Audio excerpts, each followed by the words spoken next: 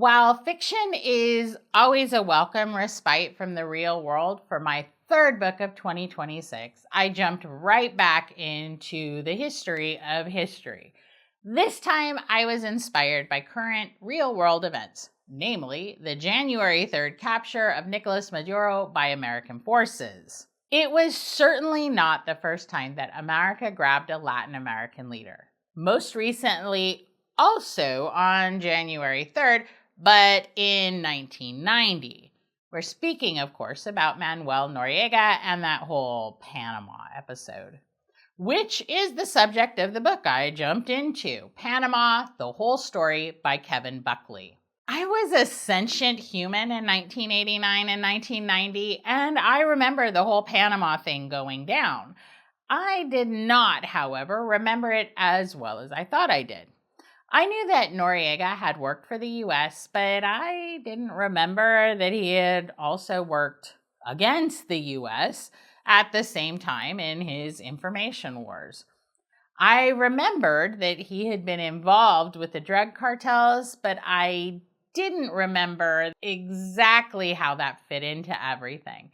And perhaps most importantly, I had completely forgotten that many of the horrors Noriega had committed in his leadership of Panama were already being discussed in congressional hearings years before Operation Just Cause kicked off.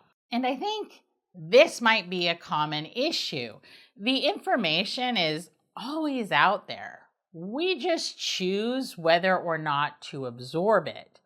And yes, this applies to all of the Russian stuff and Epstein and royal family as lizard people conspiracies circling the globe right now. I found Panama, The Whole Story on Internet Archive, where I checked it out and read it in 2 quick days.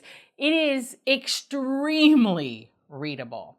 Buckley wrote it almost like a fiction thriller, except everything in it really happened. And as for facts, the sheer volume of facts leading up to and short term after the 1989 invasion of Panama could fill the Marianas Trench. But luckily, Buckley puts everything together in such a coherent narrative that the facts actually stick. Of course, what is happening 35 years after this book was written looks an awful lot like Deja Vu.